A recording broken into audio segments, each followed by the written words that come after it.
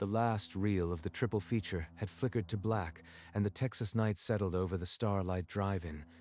Ryan scanned the lot from the booth, rows of empty speaker poles and trampled gravel. Except one car remained, parked alone in row 12. He crossed the gravel, boots crunching in the sudden silence left by the cicadas. The car was a turquoise and white 1957 Chevrolet Bel Air, gleaming as if it had rolled off the showroom floor an hour ago. Through the windshield, an elderly couple sat motionless, smiling politely. The man wore a fedora, the woman a pearl necklace. Neither seemed surprised to see him. Folks, the show's over. Lot's closing up. You'll need to head on out. We're just waiting for the second feature, dear. It's running a bit late tonight. Second feature, sir? We haven't run a second feature since '68. That's all right. We don't mind waiting. A cold knot tightened in Ryan's stomach. He backed away slowly, the couple still smiling at him. He turned and walked back to the booth without looking over his shoulder. From the booth window, he watched the Bel Air until his eyes burned. When the first pink light of dawn touched the screen, the row was empty. Only a faint wisp of mist where the chrome had been. Ryan stared at the spot where the Chevrolet had been. The screen hummed with static, and the cicadas had gone silent. He had no explanation. Only the certainty that something in this place did not follow the clock. 3 months earlier, in the spring of 1974, Ryan pulled up to the Starlight Drive-In for his first shift. The owner, a balding man named Callahan, waved him toward the projection booth. "You, the new projectionist. Come on up. I'll walk you through the machines." Inside the booth, 2 massive carbon arc projectors dominated the room, their reels silent and waiting. "Thread the film like this. Keep the carbon rods feeding steady, and never let the lamp go out during a reel change." Callahan tapped a faded label on a film canister. "This place opened in '57. Same projectors, same screen. The Hayes family owned the land before my father bought it." Ryan asked if the Hayes still lived nearby. Callahan looked at the floor for a moment. "They passed on a long time ago. But some folks say the drive-in doesn't forget its old friends." Ryan spent his first night alone in the booth, threading reels and watching the audience through the small window, unaware of what the old man's words had planted. Weeks passed. Ryan learned the rhythm of the booth, the arc lamps and reel changes. Then one night, after the final credits rolled and the last taillights left, he glanced out the window. The turquoise Bel Air was back in row 12. He pulled on his jacket and walked down. The gravel crunched under his boots, louder than he remembered. Up close, the Chevrolet looked pristine, not a speck of rust, white walls gleaming, chrome polished to a mirror finish. Through the windshield, the same elderly couple sat motionless, smiling just as they had before. Folks, it's past 2 in the morning. You really need to leave. We're just waiting for the second feature, dear. It's running a bit late tonight. The exact same words. Ryan felt his mouth go dry. Same clothes, same smiles. Not a day older. He stepped back, his shadow stretching long across the hood. He wanted to demand answers, but the words wouldn't form. He returned to the booth and stood at the window until dawn. As before, the Bel Air dissolved into mist at first light, leaving row 12 empty. The next afternoon, Ryan pulled the booking sheets from the booth drawer. No second feature had been scheduled since 1968. The calendar on the wall confirmed it. He found Callahan in the office, sorting invoices. Ryan leaned against the doorframe, trying to sound casual. Mr. Callahan, ever see an old turquoise Chevy hanging around the lot? Like a '57 Bel Air? "Can't say I have. Why?" Just thought I saw one in the lot a couple nights ago. Probably some local driving through. "The Hayes family had one back in the day. Turquoise and white. But those folks are long gone. Must be a different car." He knows more than he's saying, but pushing won't get me anywhere. That night, after the last car left, Ryan found an old notebook in the booth and began to write. He recorded the dates, the weather, the sequence of events. Both encounters, identical in every detail. He closed the notebook and slipped it into his jacket. He decided not to speak of it again, not to Callahan, not to anyone. The booth was his only witness. By mid-1976, Ryan had logged 11 nights with the Bel Air. The visits came without warning, always after the last reel, always a flawless turquoise Chevy, always the same 2 words from the driver. He bought a Polaroid camera at the Kerrville Pharmacy. One night, as the couple stared at the blank screen, Ryan crouched at the booth window and snapped a photograph. The image developed slowly in his hands. The booth, the screen, the empty lot, all sharp. But where the car had sat, there was only gravel and tire tracks that ended abruptly. He tried again, standing right beside the driver's door. The photo showed his own reflection in the window, but no car, no faces, just his own ghostly outline. Ryan spread his logbook across the projector table. The pattern was unnervingly precise. Never more than 4 visits a season. Never in winter. Never when the moon was full. Something is following rules. It's not random. It's a schedule. He stopped sleeping on nights the car might appear. His face grew gaunt. Threading the projector became a chore. His fingers fumbled the carbons. One afternoon, Mr. Callahan stopped him by the office door. Just tired. Late shifts catching up. If I ever show anyone, they'll lock me up. So I'll keep watching. I have to know what they're waiting for. He spent every free afternoon in the county clerk's office and the Kerrville Public Library, feeding dimes into the microfilm reader. The reels held no photograph of a turquoise Bel Air, no record of a couple matching the description. The drive-in's opening night got half a paragraph in the local paper. Nothing here.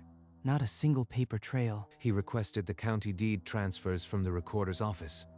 They arrived wrinkled and smelling of dust. The Hayes family had sold the land in 1956, but the details were sparse.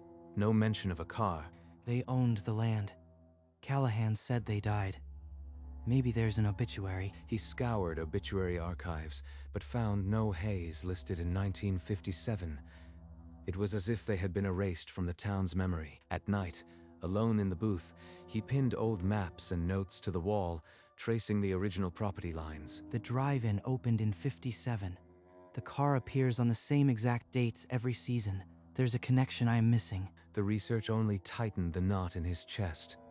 He was searching for rational answers to a question that had none. One evening, in late summer, Ryan knocked on the glass of the ticket booth. Lucy was counting the night's receipts, a wad of bills in her hand. Lucy, can you do me a favor? Stay after closing tonight. There's something I need another pair of eyes on. What kind of something? You look like you haven't slept in a week. Just a car that shows up after the lot empties. I need to know if you see it too. She gave him a long look, then shrugged and closed the cash drawer. They waited in the projection booth until the last taillights disappeared. Under the full moon, the turquoise Bel Air materialized in row 12, as if it had always been there. There. Do you see it? Row 12. See what? There's nothing there. Just empty gravel. Lucy backed toward the booth door, her gum forgotten. She slipped out into the night, leaving Ryan alone with the image only he could see. The Bel Air shimmered, then was gone by dawn. The next time the Bel Air returned, Ryan did not walk down. He stayed at the booth window, a pair of binoculars pressed tight to his eyes. Through the lenses, the couple sat in crisp detail. The old man's knuckles on the steering wheel, the woman's handbag clutched in her lap. Hours passed. They never moved, never shifted positions. They just watched the blank screen, smiles fixed. Not even a blink. How is that possible? When the first gray light touched the hills, the Chevrolet began to change. The chrome lost its mirror shine. The white walls turned dull. The couple's outlines softened, their clothing losing color, their faces becoming mist like breath on a cold morning. In seconds, the entire car dissolved into a swirl of vapor, leaving nothing but a patch of dry gravel where it had been. It didn't drive away. It just stopped existing. He lowered the binoculars. His hands were trembling so badly he nearly dropped them. He stayed at the window until full sun, the silence pressing in. Whatever he was dealing with, it wasn't human. After that night, Ryan opened a blank sketchbook. He began drawing the couple from memory, trying to fix their likeness on the page before it faded. The drawings came out eerily precise. The fedora's angle, the pearl necklace's gleam, the man's placid smile. 6 times now. Always the same arrangement of wrinkles, same fold of the lapel. In the autumn of 1977, he laid the sketches side by side, his first from July 76, the latest from 2 nights before. They were duplicates. Not a single line had shifted. No sign of aging, no change in dress. They're not just repeating words, they're repeating an entire moment. He dug through the archives, finding a memo dated October 1968. Cut second feature, it read, "Run single show until further notice." They died waiting for a second feature that never played. That's why they're stuck. The pattern locked together. A car that vanished, a couple frozen in time, a show that ended before they could see it. He had no evidence to show anyone, but he knew. The Starlight's phantoms were not here to frighten. They were here because their movie never finished. One rainy afternoon in 1978, Ryan reorganized film canisters. A yellowed newspaper was wedged behind a rusted reel of The Blob. The masthead read Kerrville Daily Times, the 3rd of June, 1957. The front page headline stopped his breath. Local couple missing after drive-in opening night. The article named Robert and Patricia Hayes, ages 67 and 65. They had attended the grand opening on May 30th. They were last seen leaving the lot after the first feature in a turquoise 1957 Chevrolet Bel Air.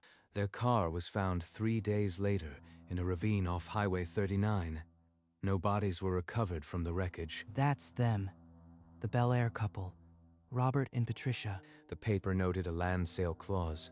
The Hayes family retained the right to attend any screening in perpetuity. A witness saw the Bel Air leave at 1:15 a.m. The second feature, The Incredible Shrinking Man, was to start at 2 a.m. It never did. Ryan set the clipping down. The couple had been waiting since 1957 for a movie that never started. He brought the clipping to Callahan's office that same afternoon, the newsprint still smelling of old paper and dust. Mr. Callahan, I found this. Robert and Patricia Hayes. They're the ones I've been seeing in the car. Sit down, son. I should have told you long ago. The Hayes were the original landowners. When my father bought this place in '56, they insisted on a clause. Callahan recited the words from memory, as if he had read them 1,000 times. The Hayes family reserves the right to attend any screening in perpetuity for as long as the drive-in stands. They died on their way home that very night. Their car went off a curve on Highway 39. The second feature never played. Ryan's knuckles whitened on the edge of the desk. The phantom car was their own Bel Air, carrying them back each season. They never broke the contract. Not even death could cancel it. Some promises outlast the people who make them. The Starlight still belongs to the Hayes in a way. Ryan drove to the county records office the next Monday. The clerk brought out a heavy leather-bound volume of deeds from 1956. He turned the yellowed pages until he found the entry for the Starlight property. Then traced the lines of fine cursive. The clause stood out, written in bold, as if the writer knew it would matter long after. Robert and Patricia Hayes retain the right to attend any screening, in perpetuity, for as long as the drive-in stands. In perpetuity. Not even death could cancel those words. He pictured the couple in the Bel Air, their smiles unchanging, waiting for a feature that had never started. The second feature on opening night was scheduled for 2 a.m. It never played. They didn't return to haunt the lot. They returned because they had a legal right to be there. He closed the deed book, the weight of it settling in his chest like a stone. He now knew the why, but what could anyone do? The years stacked up like film canisters. By the early 80s, the drive-in's neon had dimmed and the speaker poles rusted in their rows. Ryan still marked the calendar every time the Bel Air appeared. The X's formed a quiet record of his 15-year vigil. His logbook swelled with entries, each one identical. Bel Air, row 12. They smile. They wait. I know their names now. Robert and Patricia.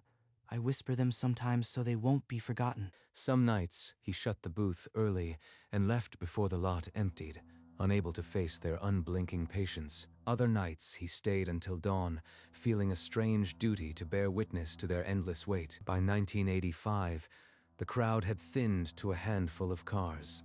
The drive-in was dying, but the Bel Air kept its schedule. The only thing that never changes. The only thing that will still be here after the last bulb blows. He never told anyone else. The logbook, the sketches, the clipping, all hidden in a locked drawer. The secret became a second skin, heavy and familiar. He was their only keeper now. On the last night of the season, 1989, Ryan threaded the final reel with a heaviness he hadn't expected. The projector hummed for the last time under his hands, the credits rolled, the speakers went silent, and the last pair of taillights faded out onto the highway. Then, like clockwork, the turquoise Bel Air materialized in row 12. 15 years. One last time. He pulled on his jacket and walked down the gravel path, the crunch of each step louder than ever. He stopped at the driver's window. The old couple smiled up at him, unchanged, eternal. Robert, Patricia, I know who you are. I know why you are here. Their smiles held. No flicker of recognition crossed their faces.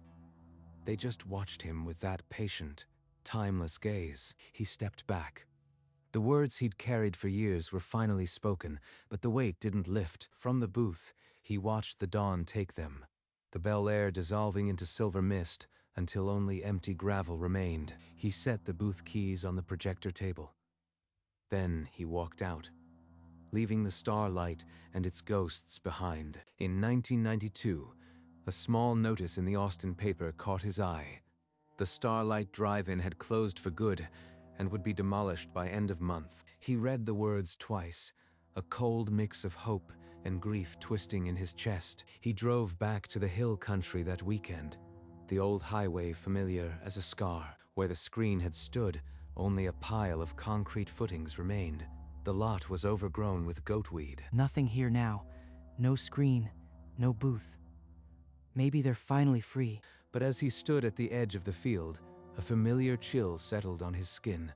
The cicadas had fallen silent. He found a rusted speaker pole in the weeds, a shard of the old marquee, but no sign of the Bel Air. He picked up a bent piece of metal and slipped it into his pocket, a relic of the place that had defined his youth. That night, he pulled the 1957 newspaper clipping from his wallet and read it again by the dashboard light. The words were still the same. The Hayes' right to attend any screening in perpetuity. He didn't know if demolition had released them, but he couldn't bring himself to throw the clipping away. In 2018, a letter arrived at Ryan's house, postmarked from the local historical society. He opened it slowly. The letterhead announced an upcoming exhibit dedicated to the Starlight Drive-In. We have gathered rare photographs and artifacts from the drive-in's history, including a never-before-exhibited photo from opening night, 1957. The opening night. They have a photo. His hands trembled. For 30 years, he had guarded the secret. Now, the past was reaching back. I have to go. I need to see their faces again. He decided to go. The 3-hour drive passed in a blur of scrub oaks and power lines. The Historical Society building was a small brick structure on the town square. A banner reading Starlight Drive-In, remembered flapping in the breeze. He parked and sat for a moment, gripping the steering wheel.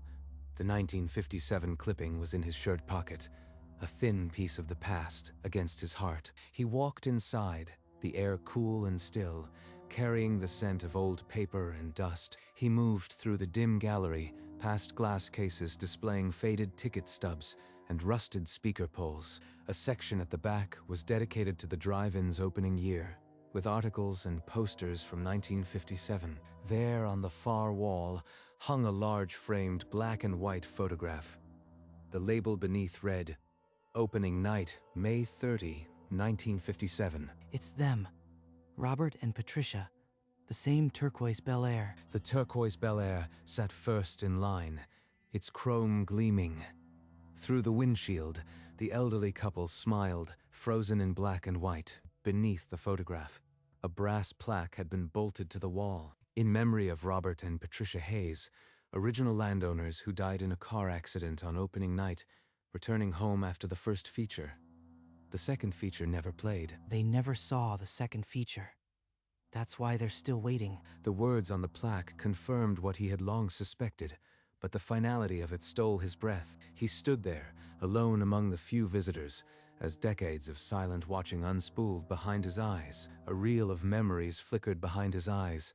The first night the Bel Air appeared, the cold knot in his stomach, the countless dawns watching them dissolve, the logbook entries, the blank Polaroids, the sketches that never aged. All of it had led him to this black and white photograph. They weren't haunting me. They were just keeping a promise made in ink. He studied the image again, the way Robert's hand rested on the steering wheel, Patricia's gentle smile. They just wanted to see the second feature. That's all they ever wanted. Tears burned behind his eyes, but he refused to let them fall. This was not the place for grief. He touched his shirt pocket, felt the old newspaper clipping, and murmured an apology into the silence. He bowed his head once, a gesture of respect toward the photograph. The fear that had lived in his chest for 15 years finally loosened. When the gallery lights dimmed for closing, he turned and walked out, carrying the image of the turquoise Bel Air with him. He drove out of town as the desert sky turned black, the road leading him back to the empty field where the screen once stood. He slowed the car to a crawl, heart pressing against his ribs. The headlights swept across the overgrown lot. His eyes flicked to the rearview mirror. For a long moment, there was only darkness and the red glow of his taillights. Then, a faint turquoise glimmer appeared behind him, as if a polished hood was reflecting starlight that wasn't there. The Bel Air materialized in the mirror, two silhouettes in the front seat, as still as photographs. They're still waiting. After all these years, still waiting. The second feature never started. He pressed the accelerator gently, the car surging forward. In the mirror, the turquoise Chevy held its distance, a patient phantom. He did not stop, could not stop. The contract bound them, not him. After a mile, the reflection faded, dissolving into the dark like a reel clicking through its final sprockets. The road ahead was empty. He kept his eyes forward as the road straightened, knuckles still tight on the wheel. When he looked again, the mirror held only darkness and the red trace of his taillights. The final piece clicked into place. The contract didn't end when the drive-in was demolished. It lasted as long as someone remembered the movie. The screen existed wherever memory held it, and he was the last projectionist, the last one who knew their names. Robert and Patricia. They'll come back, season after season. He breathed out slowly, his exhalation fogging the windshield. The fear that had lived in him for decades had loosened, but a new weight took its place. He understood now. He would never stop seeing that turquoise gleam in the rearview mirror. The road ahead stretched empty, but he carried the image with him into whatever years remained. He returned home that night and climbed the attic stairs without turning on the light. He set the old logbook and the fading newspaper clipping into a small wooden box. He closed the lid, but did not lock it. Some doors are meant to stay open a crack. Some nights, when sleep wouldn't come, he drove the highway past the empty field. He never saw the turquoise Chevy again, but sometimes the hair on his arms would stand up. He would touch the dashboard and whisper their names, just once. The memory of the Bel Air had become a companion, not a threat. He knew they were still out there, somewhere between the screen and the stars, waiting for the second feature. The box sat in the attic like a film canister, waiting for a projector that might never run again. And on the Texas backroads, the contract held, as binding as ink on yellowed paper. The road past the old drive-in is just a two-lane blacktop now. But on certain summer nights, drivers glance at their rearview mirrors and see a flash of turquoise. They blink, and it's gone. They tell themselves it was a trick of the light or the reflection of the moon. But sometimes, a brief image stays. An old Bel Air with two patient figures in the front seat, watching the road ahead. Ryan drives that stretch once a month, just as the Texas moon hangs full and low. Now, in his late 70s, he still checks the mirror, still slows at the overgrown lot, still feels a familiar pull. A trace of a smile touches his lips. It's not fear anymore, It's something closer to gratitude. In the rear view, for a split second, a turquoise gleam wavers and then fades into the dark. He presses onward, the engine humming a low, steady note. The road ahead is empty, and the stars are sharp as carbon arc light. The screen no longer stands. But the show never ended. In a quiet booth of memory, Robert and Patricia Hayes are still watching, still waiting for the second feature to begin.